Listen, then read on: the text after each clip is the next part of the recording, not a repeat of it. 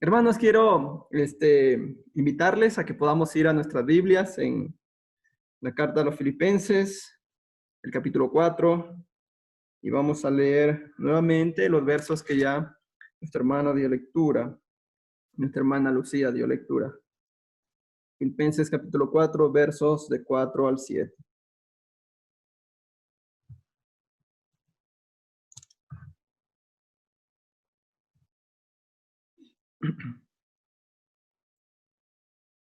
Voy a dar lectura aquí en la versión que tengo, es la versión NBI. Usted puede seguir la versión que tiene en su casa, puede seguir la lectura de la palabra de Dios. Dice, alégrense siempre en el Señor. Insisto, alégrense. Que su amabilidad sea evidente a todos. El Señor está cerca. No se inquieten por nada, más bien, en toda ocasión, con oración y ruego, presenten sus peticiones a Dios y denle gracias. El verso 7 dice, y la paz de Dios, que sobrepasa todo entendimiento, cuidará sus corazones y sus pensamientos en Cristo Jesús. Hermanos, inclinemos nuestro rostro allí donde estamos y vamos a orar. Dios y Padre de nuestro Señor Jesucristo, te damos gracias. Gracias por esta mañana. Gracias porque nos has convocado, Señor, para reunirnos como tu iglesia, como tu pueblo, Señor. Y este tiempo de ayuno, Señor, estamos viniendo a ti, Señor, para buscar tu rostro, para estar cerca de ti, Señor. Padre, queremos disponer nuestro corazón, nuestra mente, para poder oír tu palabra esta mañana, Señor. Pedimos tu dirección, Santo Espíritu, guíanos a toda verdad, habla nuestras vidas, Señor.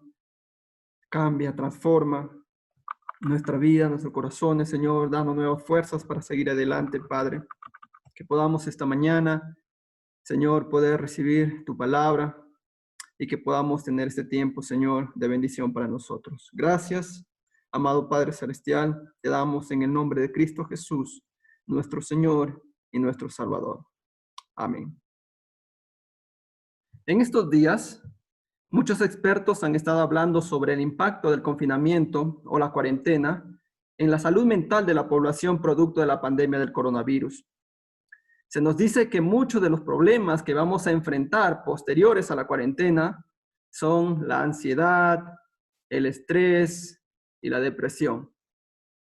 Un ejemplo de ello, por ejemplo, el diario El País, en uno de sus artículos comenta lo siguiente. Aunque todavía no ha pasado suficiente tiempo para predecir las secuelas psicológicas que provocará la pandemia, algunos expertos hablan ya de una cuarta ola sanitaria. Si la primera ola fue la avalancha de enfermos por COVID en los hospitales, la segunda y la tercera ola serán los pacientes de otras patologías urgentes o crónicas que requerían atención médica y fue pospuesta por la pandemia. La cuarta ola correspondería a la segunda epidemia de trastornos de salud mental, que convertirá las listas de espera en situaciones límite. Otro medio de noticias, el canal CNN, en uno de sus artículos también comenta lo siguiente. Hay una alta prevalencia de problemas de salud mental en países de todo el mundo debido a la pandemia de coronavirus, especialmente entre los trabajadores de la salud y los niños, según las Naciones Unidas y la Organización Mundial de la Salud. Haciendo referencia a un informe de la ONU, este canal sigue diciendo en este artículo, durante la pandemia, el 47% de los trabajadores de la salud en Canadá informó sobre la necesidad de apoyo psicológico y 50% de los trabajadores de la salud en China reportó depresión. En Pakistán, mientras tanto, el 42% de los trabajadores de la salud reportó angustia psicológica leve y el 26% angustia severa, de acuerdo a un informe publicado por la ONU el jueves. En este mismo artículo, citando al director general de la OMS, dice lo siguiente: el aislamiento social, el miedo al contagio y la pérdida de familiares se agrava por la angustia que causa la pérdida de ingresos y a menudo del empleo. Esto ya se está haciendo evidente en el mundo y las maneras en que la gente está reaccionando o actuando al verse expuestas a circunstancias de incertidumbre es alarmante. Leyendo a otro medio de noticias me topé con este caso. Escuche bien, el título de la noticia decía así: se embriagaron por 4 días y dejaron a sus bebés de 16 semanas. Uno murió de hambre y el otro lucha por su vida. Este es el caso de una pareja allí en Rusia que tenía 2 gemelos. Quizás no tenemos que ir muy lejos para enterarnos de situaciones como estas. Existen muchas problemáticas como estos acontecimientos en nuestro país, en nuestra ciudad, en nuestro barrio. En nuestros países latinoamericanos también ya se empieza a escuchar voces referidas a tratar estos asuntos que van más allá de la problemática del virus. Nosotros, como Iglesia del Señor, también estamos expuestos para ser afectados por problemas relacionados a la salud mental. Pero en un mundo que sufre y recibe el impacto de las situaciones difíciles que vivimos, la Iglesia del Señor está llamada a actuar y a vivir de una manera diferente. Estamos llamados a sostener y a levantar a un mundo que sufre y que poco a poco se hunde en el caos. Esto debido a que nosotros tenemos una esperanza diferente, que no se fundamenta en las cosas que pasan a nuestro alrededor, sino que nuestra esperanza está en Cristo, nuestro Señor y nuestro Salvador. De Él somos, en Él nos movemos y existimos. Es por ello, mis queridos hermanos, Iglesia del Señor, esta mañana tenemos que recordar que si queremos vivir y actuar de acuerdo a la voluntad del Señor en estas circunstancias difíciles y ser de ayuda y sostén a nuestros prójimos, tenemos que buscar al Señor y estar en su presencia para llenarnos de Él, para ser capacitados por el poder de su Espíritu, de modo que nuestra confianza no se fundamente en lo que sucede y lo que vemos a nuestro alrededor, sino que esta confianza esté fundamentada en nuestro buen Dios. Estos tiempos de ayuno, como el que tenemos hoy, nos ayudan para estar en su presencia, para llenarnos del Señor. Disponemos de un tiempo en el que nos privamos de alimentos para enfocarnos y centrarnos en el Señor, para ser enseñados, para ser corregidos y transformados por la presencia del Espíritu de Dios. Entonces, ¿qué debe caracterizar a nuestra manera de responder frente a lo que vivimos hoy? ¿Cómo debemos actuar y vivir como hijos de Dios en situaciones como estas? Querida Iglesia, esta mañana a través de la carta a Filipenses, en los versos leídos, en los versos que leyó nuestra hermana Lucía, vamos a ver aquella manera en la que el Señor nos invita a vivir en estos momentos. Lo primero que podemos encontrar ahí en el verso 4, la manera en que debemos vivir es alegrándonos en el Señor. Pensar en la alegría en circunstancias como estas parecería inapropiado, falta de sentido común y hasta absurdo. Usted quizás podría decir, es que el que escribió eso no está viviendo lo que yo estoy viviendo. Él no sabe mis circunstancias. O quizás a la gente a quien él se dirige en su escrito no había experimentado situaciones difíciles como las que nosotros vivimos. Es bueno entonces que veamos las circunstancias en las que se mencionan estas palabras. En el verso 4 del capítulo 4, el apóstol Pablo le dice a la iglesia en Filipos que se alegren en el Señor y reafirma diciendo, insisto, alégrense. El apóstol escribía desde una cárcel. Sin duda que las cárceles de hoy no son nada bonitas y cómodas, pero a comparación de las que había en el tiempo del apóstol, las actuales serían como un hotel mínimo 3 estrellas. El apóstol Pablo siempre tuvo que enfrentarse a prisiones, maltratos, hambre, escasez y hasta estar al borde de la muerte, como él mismo lo atestigua en 2 Corintios 11, versos 23 al 29. Todo por causa de Cristo y su evangelio. Entonces el hombre que hoy le dice a su iglesia, alégrense, no es alguien que no ha experimentado dolor y sufrimiento. Él lo conoce muy bien. Pablo escribe a una comunidad que también había experimentado el dolor por causa de seguir a Cristo. En el capítulo 1, verso 29 de la carta a los Filipenses, dice, porque a ustedes se les ha concedido no solo creer en Cristo, sino también sufrir por Él. ¡Wow! ¡Qué privilegio! Quizás para muchos de nosotros eso no sería un privilegio, pero Pablo les recuerda, se les ha concedido no solo creer en Cristo, sino también sufrir por Él, pues sostienen la misma lucha que antes me vieron sostener y que ahora saben que sigo sosteniendo. Entonces, a la comunidad a la que el apóstol se dirige, les dice que se alegren. Esta comunidad también es una comunidad sufriente. Hermanos, pero esta alegría que menciona el apóstol no es aquella que se entiende hoy en día como una emoción involuntaria e interna, sino que es un comportamiento integral que puede representar la suma de la conducta cristiana. Por tanto, no es aquella que se produce cuando veo un video de algún cómico o alguna persona graciosa en YouTube. No es cuando me veo algunos videos del Michelena, por ejemplo, y que me hacen reír.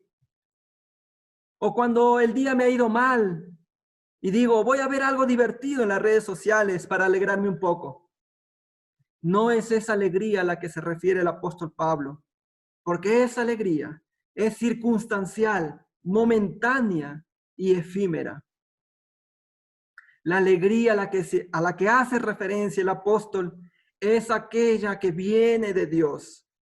Esta moldea nuestro carácter y hace que sea parte de nuestra vida, de lo que somos.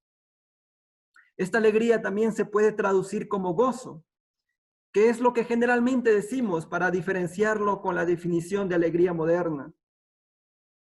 Es por ello que el apóstol dice, regocíjense en el Señor, no en cualquier parte, sino en el Señor. Por lo tanto, mis queridos hermanos, la alegría o el gozo viene del Señor. Esta alegría no es la que encontramos en cualquier parte, sino la que adquirimos por estar en contacto con Dios, por estar en su presencia, por conocerlo más y mejor a Él. A su vez, la fe y la alegría corren paralelas. O dicho de otra manera, a medida que la fe progresa, la alegría o el gozo se hacen presentes al exterior. Es por ello, mis queridos hermanos, que la alegría o el gozo es un fruto o es el fruto del Espíritu Santo. Esto lo podemos ver en Gálatas 5, 22 y 23. Estos versos tan conocidos por nosotros, que dice, en cambio, el fruto del Espíritu es amor, alegría, paz, paciencia, amabilidad, bondad, fidelidad, humildad y dominio propio. No hay ley que condene a estas cosas. Es el Espíritu el que produce alegría en nuestras vidas. La alegría en este mundo, en este sentido, se considera como un testimonio de la actividad de Dios mismo. ¿Cómo podremos dar testimonio de que Dios está actuando en estas circunstancias duras en las que vivimos? Una de esas maneras en las que podemos dar testimonio es cuando nosotros, frente a un mundo que vive en tristeza y amargura, podamos reflejar la alegría y el gozo que viene de Dios. Eso nadie podrá explicarlo. Solo en la medida en que reconozca que Dios vive en el corazón de esa persona. Lo segundo, referente a la alegría o el gozo, es que la alegría o el gozo no nos priva de que tengamos que derramar lágrimas. El que vivamos en la alegría del Señor no nos pone en condiciones de ser insensibles frente al dolor y el sufrimiento humano. Cuando vemos a nuestro prójimo en desgracia, en una necesidad extrema por lo que está viviendo, quizás tendremos que llorar, que derramar lágrimas, o quizás acompañar al que llora y llorar juntos. Pero pronto esas lágrimas son transformadas en lágrimas de gozo y de alegría, porque su palabra dice: dichosos los que lloran, porque serán consolados. Es el consuelo del Señor para un mundo sufriente, para un mundo que adolece. Es como aquella madre que cuando está en el proceso de dar a luz, hay lágrimas de dolor físico. El traer una vida al mundo en la experiencia de una madre es dolorosa, pero pronto esas lágrimas cambian a lágrimas de gozo y alegría al ver a su hijo en sus brazos. Las madres que están aquí presentes conocen muy bien esa experiencia. Es por ello que las lágrimas no son contrarias a la experiencia de la alegría y el gozo que viene del Señor. Esas lágrimas son precedidas por la confianza de que Dios es el Señor y que este Señor no se ha olvidado de su pueblo, no se ha olvidado de sus hijos y que aún tiene misericordia de la humanidad toda. Pero también el verso 5 nos dice que su amabilidad sea evidente a todos. Es por ello que lo segundo que tenemos que tener en cuenta es que debemos vivir practicando la amabilidad. Estos momentos de zozobra e incertidumbre, cada quien trata de buscar su propio beneficio y el de los suyos. Quizás miremos a los demás como personas con quien competir o personas a quien hay que ganarles, ya sea un puesto de trabajo, un cliente u un lugar en la cola. Estemos tan enfocados en nuestras propias necesidades que veamos a los demás como nuestros enemigos a vencer, de modo que tratemos a los demás de manera déspota, violenta o agresiva, ya sea física o verbalmente. Es por ello que el llamado del apóstol es tan pertinente para nosotros hoy. El llamado es a ser amables, a practicar la amabilidad. La palabra que se usa aquí en el griego es para referirse a la manera en que una persona de mayor autoridad o poder se dirige con clemencia hacia sus súbditos, esto debido a su alto cargo. Así la palabra significa clemencia, bondad o amabilidad. En este sentido, Cristo, al tener autoridad divina, muestra una clemencia salvadora. La comunidad, es decir, la iglesia, comparte su gloria y por tanto debe mostrar la misma clemencia, la misma bondad y amabilidad. Los cristianos estamos llamados a manifestar su bondad a todos los hombres. Esa bondad que vive y que viene del gozo que tienen en el Señor. Y que muestra también que este Señor está cerca de ellos y que vive en ellos. Es interesante notar que Pablo relaciona el actuar de la comunidad amablemente con el hecho de que la venida del Señor se acerca. Así Pablo reafirma esta esperanza y verdad central del cristianismo. Jesús vuelve pronto por su iglesia. Jesús vuelve pronto por usted y por mí, querido hermano. Por lo tanto, como la venida de nuestro Señor Jesucristo se acerca, estamos llamados a actuar con clemencia, con bondad y amabilidad. Que el Señor nos encuentre viviendo de esta manera. El apóstol Pablo también les va a decir a la comunidad de Filipos, en el verso 6, de que no se inquieten por nada. Entonces, lo tercero que debemos tener en cuenta es que debemos vivir no inquietándonos por nada. Quizás esto se puede interpretar como que no hay preocupaciones legítimas de las cuales tenemos que hacernos responsables. Como, por ejemplo, la preocupación que tiene una madre o padre porque su hijo pueda ir bien alimentado a la escuela. la preocupación que tienen los padres por pagar la luz, el agua, el internet y todos los servicios básicos de la casa. O la preocupación que deben tener los hijos por ser responsables con las tareas, los exámenes en el colegio o en la universidad. Sin duda, Pablo no se está refiriendo a esto, sino que se está refiriendo a esa inquietud, esa preocupación que paraliza, que causa estrés, ansiedad y hasta depresión, que son las enfermedades que abundan tanto en nuestro tiempo. Quizás para entender un poco más esto, podemos ver lo que dicen otras versiones de la Escritura. Por ejemplo, la versión Dios habla hoy dice, no se aflijan por nada. Por su parte, la Reina Valera del 60 dice, por nada estéis afanosos. Entonces, el apóstol Pablo se está refiriendo a algo existencialmente importante que acapara el corazón. Eso que toma el corazón del ser humano y que desplaza a Dios a un segundo plano y hasta lo saca o excluye de su vida. Pablo no niega que podamos pensar en aquellas cosas que son necesarias en este mundo para poder vivir, sino que él nos invita que esas cosas las pongamos delante del Señor. Es por ello que él va a decir que presentemos nuestras peticiones delante de Dios, que presentemos nuestras peticiones a Dios. Cuando veamos en nuestra vida que hay algo que está rondando en nuestra cabeza, que está tomando nuestro corazón, vayamos al Señor, recurramos a Él en oración y súplica, presentemos esas necesidades. Primera de Pedro 5:7 nos dice, depositen en Él toda ansiedad, porque Él cuida de ustedes. Hermanos, nada ganamos con afanarnos y luchar en nuestras propias fuerzas.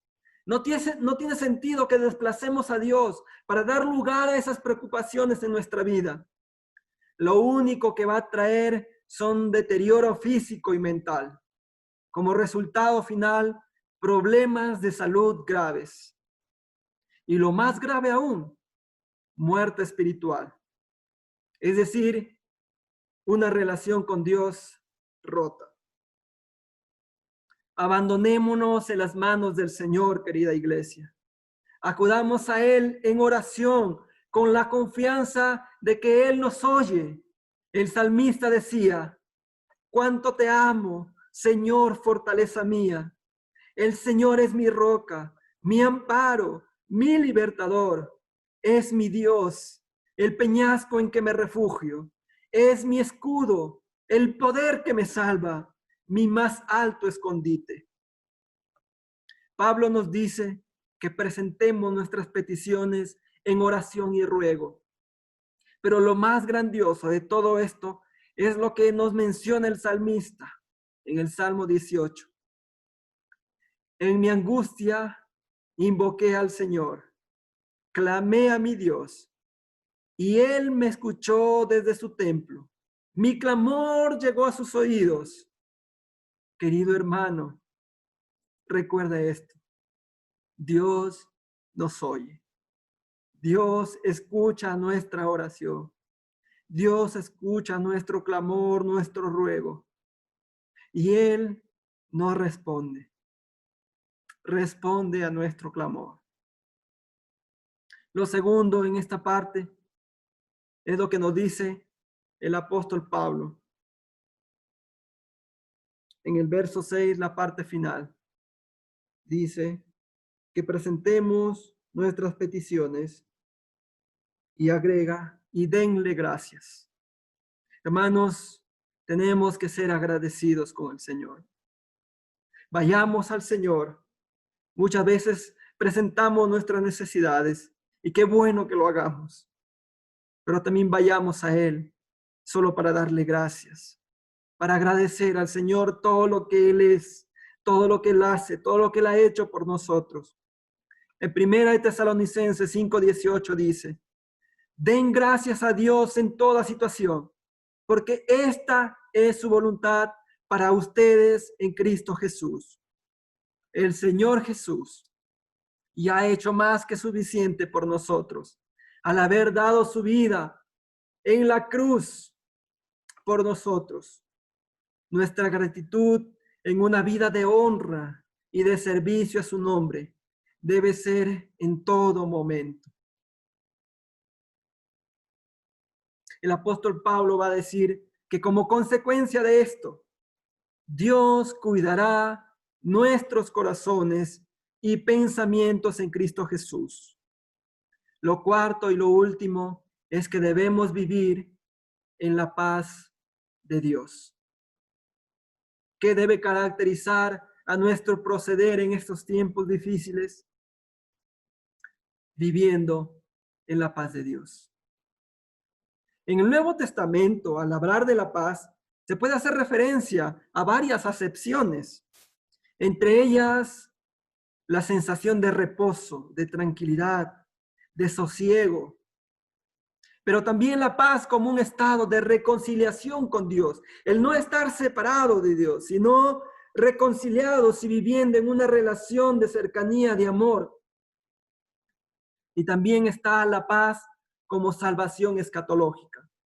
Esto último haciendo referencia a la seguridad de que estaremos con el Señor por siempre cuando Él vuelva. Aquí el apóstol Pablo usa la palabra paz para hacer referencia a estas cosas, a estas tres cosas. Es por ello que él va a decir que esta paz es la paz que sobrepasa todo entendimiento. Mis queridos hermanos, esta paz no depende ni está asociada a un estado o posición económica. Es por ello que para los que buscan llenarse de propiedades, tener posesiones o adquirir belleza, poder o fama, no entienden y les parece una locura. Lo que tanto están buscando se encuentra en la sencillez, en la humildad, tal como Jesús vivió en esta tierra. Esa es la paz de Dios en nuestras vidas. Eso es lo que el mundo también, en otras palabras, ha solido llamar y suele llamar como felicidad. El mundo está inmerso y metido en una búsqueda de la felicidad, pero lo está buscando en el lugar equivocado. Es la paz de Dios la que verdaderamente trae esa felicidad que el hombre está buscando. Esa es la paz que ofrece Dios. Es incomprensible al hombre natural, es decir, al hombre sin Dios. Pero aquellos que estamos en Cristo, esta paz afecta a toda la vida humana. Por ello el apóstol dirá que ella cuidará nuestros corazones y nuestros pensamientos en Cristo Jesús. Es decir, todo el ser de la persona, todo lo que envuelve al ser humano en su integralidad. Por tanto, todo lo que usted y yo necesitamos, lo encontramos en Cristo Jesús, nuestro Señor y nuestro Salvador. ¿Cómo debemos vivir entonces en estos tiempos de dificultad? Debemos vivir regocijándonos en el Señor o alegrándonos en el Señor. Debemos vivir también en estos tiempos difíciles practicando la amabilidad. Debemos vivir no inquietándonos por nada y viviendo en la paz de Dios. Mis queridos hermanos, los momentos que vivimos son duros, son difíciles, y quizás lo que pueda venir más adelante sea también duro y difícil por todos los problemas que va a traer esto, de las preocupaciones por el aislamiento social que hemos estado viviendo. Pero como iglesia estamos llamados nosotros a poder vivir de tal manera que podamos ayudar a este mundo sufriente, que podamos acompañar a este mundo que está experimentando dolor y sufrimiento. No lo podremos hacer, mis queridos hermanos, si no estamos viviendo en la presencia del Señor, si no lo estamos buscando con todo nuestro corazón, si cada día no nos estamos llenando de Él. Este tiempo de ayuno es un tiempo especial. Son tiempos oportunos para poder llenarnos del Señor, para poder ser llenos de su Espíritu, de tal manera que podamos vivir tal como el apóstol Pablo pedía a la iglesia en Filipos, y que también es un mensaje para nosotros hoy. Quiero preguntarle esta mañana, iglesia, ¿cómo está su vida? ¿Hay alegría en su corazón? ¿Hay alegría en su vida? ¿Hay gozo? ¿O usted está triste? ¿Está amargado? ¿Usted está practicando la amabilidad cuando vamos a hacer las compras? Sin duda hay muchos que están muy preocupados y afanados y hacen las cosas muchas veces sin pensar. Estamos tratando amablemente, bondadosamente a las personas. Estamos experimentando esto que el apóstol nos dice de no afanarnos, o estamos afanados, preocupados, estamos ansiosos, estamos viviendo en la paz del Señor, esa paz que sobrepasa todo entendimiento. ¿Cómo estamos viviendo estos días, hermanos? El Señor nos invita esta mañana a acercarnos a Él. Él quiere darnos esa alegría, ese gozo. Él quiere transformarnos de tal manera que podamos reflejar amabilidad, que podamos vivir amablemente, bondadosamente. Y Él quiere darnos de su paz. Incline su rostro ahí donde usted está y vamos a orar. Amado Padre, te damos gracias. Gracias por tu palabra esta mañana. Señor, vivimos momentos duros y difíciles, Señor. Eso nadie lo puede negar, Señor. Padre, pero tú en estas circunstancias nos invitas a actuar y a vivir de una manera diferente, Señor. Padre, porque nuestra esperanza es diferente. Señor, ayúdanos a poder ser instrumentos en tus manos estos días, estos meses, Señor.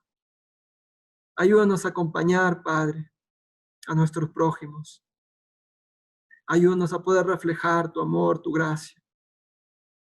Ayúdanos, Padre, a vivir en el gozo que viene de ti. Ayúdanos a poder vivir amablemente, Señor. Señor, ayúdanos a no afanarnos. Ayúdanos a poder vivir en la paz que viene de ti, Señor. Padre, muchas veces no tenemos que gritar tanto, Señor, de que tú vives, sino mostrarlo a través de nuestras vidas, Señor. Padre, queremos acompañar estas situaciones difíciles como iglesia, Señor. Fortalécenos, Señor. Llénanos de tu presencia. Danos de tu poder, Señor. Que la fortaleza tuya, Señor, sea con cada uno de nosotros, con tu iglesia, con tu pueblo, Señor. Aquí está nuestra vida, Señor, y nos ponemos en tus manos, Padre. Te damos toda la gloria, toda la honra a ti, por los siglos de los siglos, Señor. Amén y amén. Amén. Amén, iglesia. El Señor los bendiga.